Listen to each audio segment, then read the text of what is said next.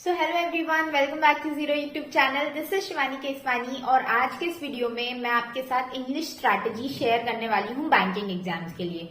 जैसा कि आपने थंबनेल में देख लिया होगा, मेरे इंग्लिश में हमेशा मेरा स्कोर बहुत अच्छा रहा है। चाहे किसी भी एग्जाम की बात करो, चाहे वो एसएससी एग्जाम्स की बात कर लो, आप बहुत सारे स्कोर कार्ड्स मैंने डाल रखे हैं। स्कोर कार्ड वाला प्लेलिस्ट आप चेक कर सकते हो, या फिर बैंकिंग एग्जाम्स की बात की जाए, दोनों ही एग्जाम्स में मेरा इंग्लिश का स्कोर हमेशा से बहुत अच्छा रहा है। और ये इसीलिए नहीं है क्योंकि मैं इंग्लिश मीडियम से हूँ या मेरा इंग्लिश पहले से ही बहुत स्ट्रांग रहा होगा। आपको भी पता है, ये बात हर कॉम्पिटिटिव एग्जाम की प्रिपरेशन करने वाला एस्पिरेंट जानता है कि जो हम इंग्लिश स्कूल्स वगैरह में पढ़ते हैं वो कॉम्पिटिटिव एग्जाम्स की इंग्लिश से काफी अलग होती है। तो ऑब्वियसली कॉम्पिटिटिव एग्जाम्स की इंग्लिश मैंने खुद जीरो से ही स्टार्ट की है और मैंने जो स्ट्रैटेजी अपनाई है वही मैंने आपको हमेशा बताई है। मैंने आपके साथ कई सारे वीडियोस पहले भी इंग्लिश के स्ट्रैटेजी पे शेयर किए हैं, आप चैनल पे देख सकते हैं वो वाले वीडियोस भी जाके। मैंने आपके साथ न्यूज़पेपर एडिटोरियल कैसे पढ़ा जाता है, वोकैबुलरी कैसे इंप्रूव की जाती है, बहुत सारे वीडियोस आपके साथ शेयर किए हैं। लेकिन ये वीडियो सबसे अलग होने वाला है, इसलिए क्योंकि इसमें मैं आपको कुछ और नया बताने वाली हूँ। क्योंकि अभी आप देख रहे हैं कि आईबीपीएस ने रीजनिंग का सेक्शन, मैथ्स का सेक्शन, क्वांट्स का और जनरल अवेयरनेस का, तीनों के सेक्शंस बहुत हार्ड कर दिए हैं। तो इंग्लिश एकमात्र ऐसा सॉल्यूशन है जो हमारे मार्क्स को तेजी से इंक्रीज कर सकता होगा। और अगर आप मेरे स्कोर कार्ड्स जाके देखेंगे तो काफी सारे एस्पिरेंट्स ने ये बात मेरे चैनल पे कमेंट में भी लिखी है कि मैम आपका जो इंग्लिश का स्कोर होता है वो आपके स्कोर कार्ड को बहुत पंप अप कर देता है, इसलिए आपका इतना अच्छा स्कोर बन जाता है ओवरऑल। तो इंग्लिश का अगर आप स्कोर बढ़ाते हैं तो आपको बाकी सारे सब्जेक्ट्स का टेंशन लेने की जरूरत नहीं है, क्योंकि बाकी सारे सब्जेक्ट्स का जो लेवल है वो आईबीपीएस पहले ही इंक्रीज कर चुका है। लेकिन इंग्लिश कहीं ना कहीं अभी भी अप्रोचेबल है, कहीं ना कहीं अभी भी आप इसके स्कोर को अच्छा अचीव कर सकते हो। तो वही मैं आपको बताने वाली हूँ। तो let's get started without any further delay.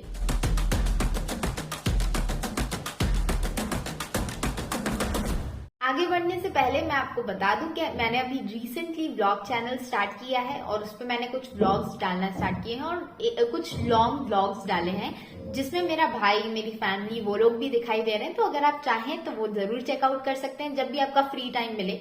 मैं ऐसा नहीं कह रही हूँ कि पढ़ते वक्त आप देखो व्लॉग्स, जब भी फ्री टाइम हो, थोड़ा मूड बढ़िया करना हो तो आप वो देख सकते हो। बहुत मजा आएगा आपको, बहुत हंसी टिटोली होगी और अपने परिवार वालों को भी दिखा सकते हो। और चैनल को सब्सक्राइब करना मत भूलना। मिलते हैं, बढ़ते हैं आगे।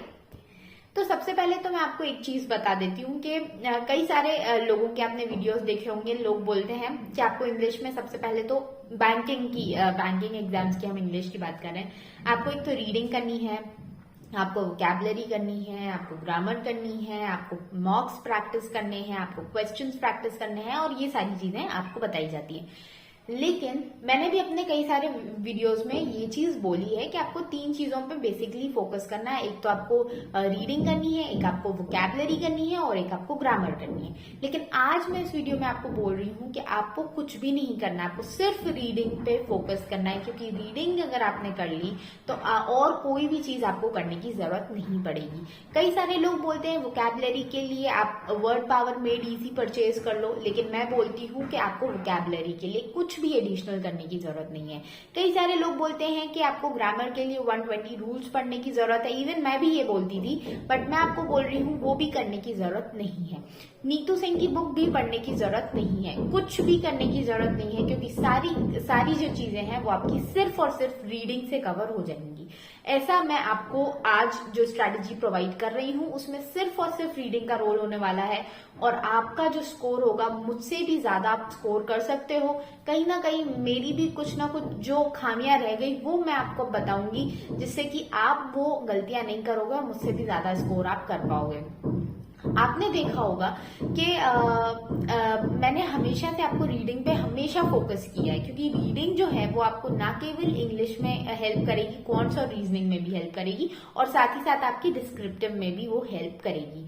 तो इंग्लिश को आप रीडिंग को इतना ज्यादा फोकस इसीलिए करना है। रीडिंग आप दो तरीके से कर सकते हैं। देखिए, एक तो बहुत ही जो मेरा फेवरेट तरीका है वो है एडिटोरियल्स पढ़ना, न्यूज़पेपर पढ़ना, और दूसरा जो तरीका है वो है नॉवेल्स पढ़ने का। क्योंकि कई सारे लोगों को न्यूज़पेपर पढ़ने में, एडिटोरियल्स पढ़ने में उतना इंटरेस्ट नहीं डेवलप हो पाता है, या फिर थोड़ा सा टफ भी लगता है, इसलिए लोग नहीं पढ़ पाते हैं। तो दूसरा तरीका नॉवेल्स पढ़ने का। लेकिन आप अगर नॉवेल से भी स्टार्ट करते हैं अपना इंटरेस्ट डेवलप करने के लिए रीडिंग में, क्योंकि रीडिंग एक बहुत ही बोरिंग टास्क है, ठीक है। आप मैथ सॉल्व करते रहते हो तो उसमें नींद नहीं आती है, रीजनिंग सॉल्व करते रहते हो उसमें भी नींद नहीं आती है। लेकिन इंग्लिश एक ऐसा सब्जेक्ट होता है, रीडिंग एक ऐसा टास्क होता है जिसमें नींद आती ही आती है।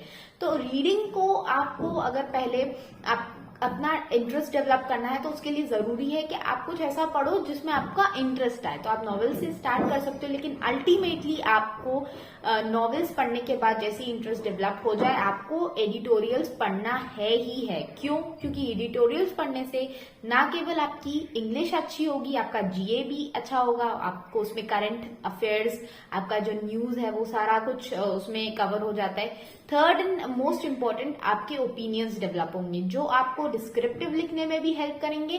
प्लस आप जब इंटरव्यू में जाओगे, क्योंकि आपको होलसम तैयारी करनी है, आपको ये सोच के तैयारी नहीं करनी है कि मुझे सिर्फ मेंस लिखना है, नहीं, मेंस के बाद आपको इंटरव्यू भी देना है। तो इंटरव्यू में आप क्या बोलोगे?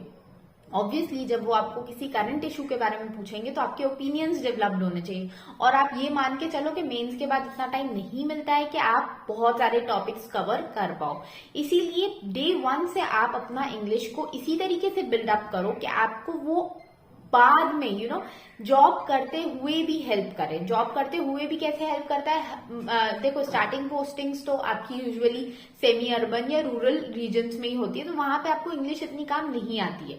लेकिन धीरे धीरे जैसे जैसे आप लेडर क्रॉस करते हो, जैसे जैसे आप प्रमोशंस लेते हो सकता है कभी आपको मुंबई में, कभी आपको दिल्ली में पोस्टिंग मिले जहां पे इंग्लिश ही कस्टमर बोलता है और आपको भी उससे इंग्लिश में ही कॉन्वर्सेशन करनी है। तो English will help you in every nook and corner of the life. इसलिए इंग्लिश को आप बेसिक से एकदम डेवलप करो। अब बेसिक से डेवलप करने का यही है कि आप रीडिंग करो इतनी ज्यादा, जितनी ज्यादा आपसे हो पाए, ठीक है। 1.5 घंटा तो मिनिमम मैं आपको बोलती हूँ कि रीडिंग करो। डेली का मैं बहुत सारे एडिटोरियल्स पढ़ती थी, आज भी मेरी आदत है एडिटोरियल्स पढ़ने की। और एडिटोरियल पढ़ने का मैंने आपको तरीका भी बता रखा है, किस तरीके से आपको एडिटोरियल्स पढ़ना स्टार्ट करना है और कैसे कैसे धीरे धीरे करके आपको नंबर ऑफ एडिटोरियल्स अपने रीडिंग में बढ़ाते जाना है। तो एडिटोरियल पढ़ने से आपका बहुत ज्यादा फायदा होगा। देखो, अभी आपको लग रहा होगा कि यार कौन एडिटोरियल पढ़े, कौन इतना इतना दिमाग कौन चलाए, लेकिन जब आपकी आदत में ये चला जाएगा और धीरे धीरे जब आपको इसके फायदे नजर आने लगेंगे, आपको इतना ब्लेस्ड फील होगा कि मैंने एडिटोरियल कितना अच्छा हुआ जो मैंने पढ़ना शुरू किया। और जिस दिन आपका सिलेक्शन हो जाएगा, अगर आपसे भी कोई पूछेगा कि यार भैया मैं तैयारी कैसे करूं या दीदी मैं तैयारी कैसे करूं, तो आप सबसे पहले एडिटोरियल का ही उसको बताओगे। मैं भी इतना इसीलिए इस चीज पे स्ट्रेस देती हूँ क्योंकि मुझे पता है कि एडिटोरियल पढ़ने से कितने सारे फायदे होते हैं। तो आपको ये चीज करनी ही करनी है, एडिटोरियल्स पढ़ने ही पढ़ने हैं। अगर आपका स्टार्टिंग में इंटरेस्ट नहीं है तो आप नॉवेल से स्टार्ट कर सकते हो। नॉवेल्स के लिए आप बहुत सारी नॉवेल्स हैं जो बेसिक्स वाली हैं।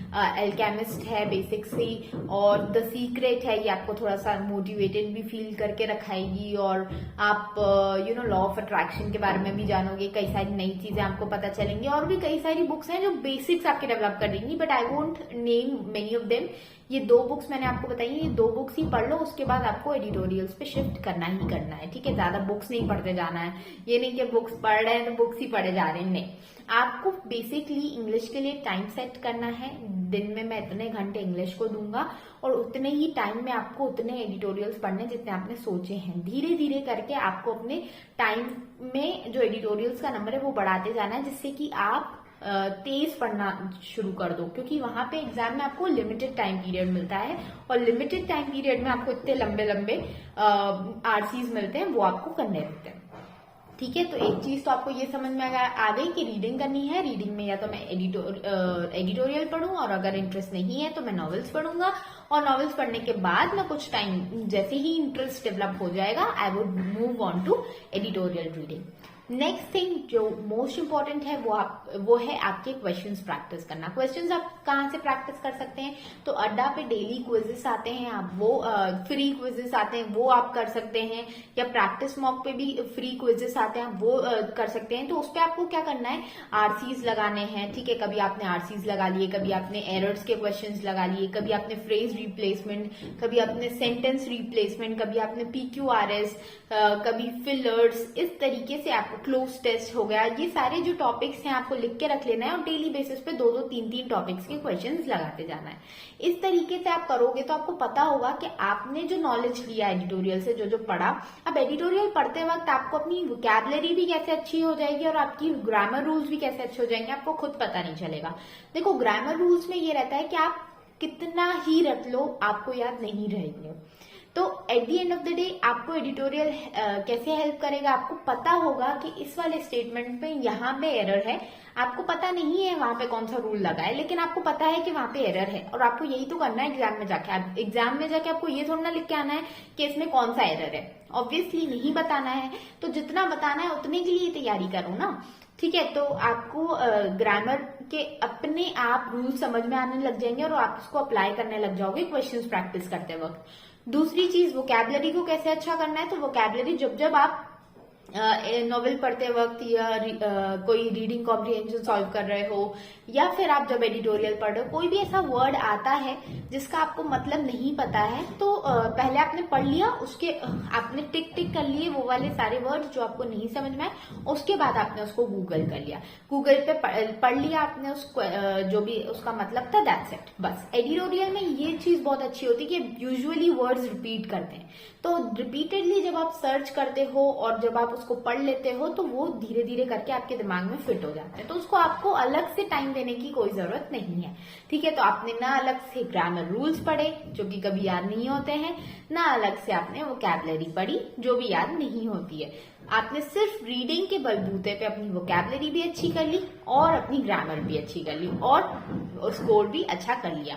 तो इसी तरीके से आपको इंग्लिश को अप्रोच करना है, कुछ भी और नहीं करना है। कई सारी स्ट्रैटेजी वीडियोस में लोग बताते हैं कि ये कर लो वो कर लो, लेकिन मेरा पर्सनल एक्सपीरियंस है, मैंने ऐसा कुछ नहीं किया था, ये सारी चीजें मैंने नहीं की थी। तो जिन लोगों ने की है उसके बाद उनको रिजल्ट मिला, और जिसने नहीं किया है फिर भी रिजल्ट मिला है, तो आपको शॉर्ट एकदम बढ़िया वाला शॉर्टकट मिल रहा है, तो आप उसको अप्लाई करके देखो ना। अगर आपका मार्क्स में इंक्रीमेंट नहीं आए तो अप्लाई कर लेना किसी और की स्ट्रैटेजी, लेकिन अगर इतनी सी मेहनत करने पे आपके मार्क्स इंक्रीज हो जाते हैं तो फिर कितना अच्छा हो जाएगा। तो इसको ट्राई करके देखो, बाकी मुझे बताना कमेंट सेक्शन में। अगर कोई पढ़ता है एडिटोरियल्स डेली बेसिस पे और उसको फायदा हो रहा है तो बताओ, उससे क्या दूसरे स्टूडेंट्स को भी वो मिलता है, इंस्पिरेशन मिलता है कि हाँ यार ये भी तो पढ़ाई कर रहा है, ये अपने साथ वाला है, ये एडिटोरियल्स पढ़ के जब अपने मार्क्स इंक्रीज कर सकता है तो अपन भी कर सकता है। तो बताओ कमेंट सेक्शन में। बाकी मिलते हैं अगले वीडियो में, तब तक के लिए टेक केयर, बाय बाय।